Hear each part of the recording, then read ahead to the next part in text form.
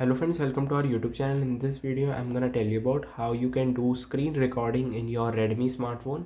Before watching this video, if you have not subscribed to our YouTube channel, then subscribe to it and like our video. So let's start friends. First you have to open your settings, then you have to scroll down. Here it is, additional settings. You have to tap on here and click on screen recorder.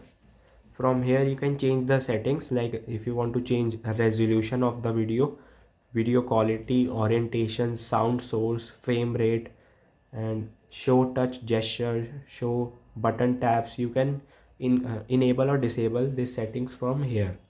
And how you can start the recording: so first you have to go to control center, swipe right, here it is, edit option, tap on here,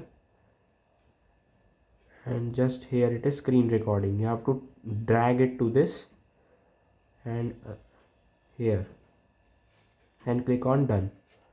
Screen recording is there, just tap on it, click on this red button, it is started. If you want to save the recording, click on this and the recording is saved.